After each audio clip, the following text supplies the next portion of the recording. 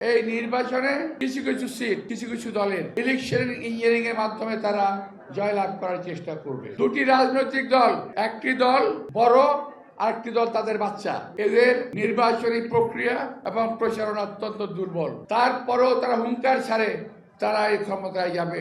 বাংলাদেশ একটা যখনই ক্রান্তি লগ্নে ছিল পড়েছে, তখনই প্রয়োজন পড়েছিল শহীদ রাষ্ট্রপতি জিয়া রহমানের, তখনই প্রয়োজন পড়েছিল দেশনেত্রী বেগম খালেদা জিয়ার। আজকে আমরা আরেকটি ক্রান্তি লগ্ন অতিক্রম করছি। প্রিয় ভাইয়েরা, এই ক্রান্তি লগ্ন আমরা আমাদের দেশের আমাদের বর্তমান চেয়ারম্যান তারেক রহমানের নেতৃত্বে আমরা এই ক্রান্তি লগ্ন পার করতে চাই এবং আমাদের পার করতে হবে।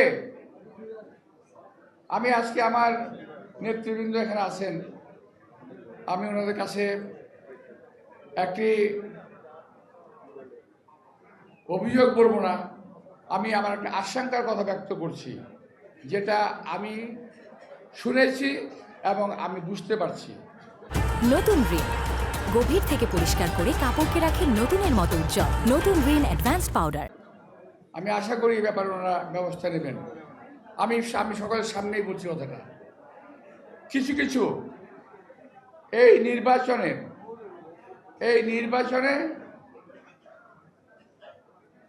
কিছু কিছু সিট কিছু কিছু দলের ইলেকশন ইঞ্জিনিয়ারিং এর মাধ্যমে তারা জয়লাভ করার চেষ্টা করবে, নিয়েই যাবে জোরদস্তি করে।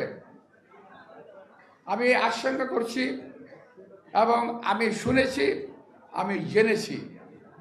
আমি প্রমাণ দিতে পারবো না শেষ হওয়ার আগ পর্যন্ত, কিন্তু কথাটা বাস্তব।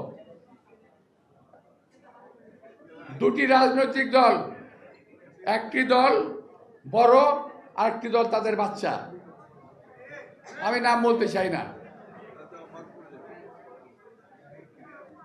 একটি হলো বাচ্চা, আরেকটি বড়।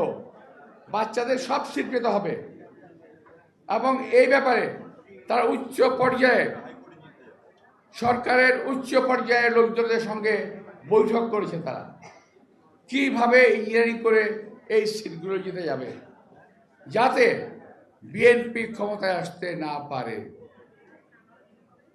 এবং যাতে এই ধরনের লোকগুলো, সেই মূল এবং তার বাচ্চা, তারা যেন ক্ষমতায় আসতে পারে, এই প্রক্রিয়া তারা চালিয়ে যাচ্ছে।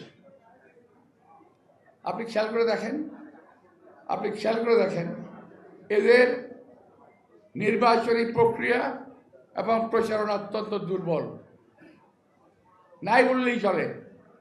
তারপরেও তারা হুঙ্কার ছাড়ে তারা এই ক্ষমতায় যাবে, তারাই জিতবে, তারাই দেশ চালাবে। কি করে সম্ভব যদি নির্বাচন ইঞ্জিনিয়ারিং না করে তারা?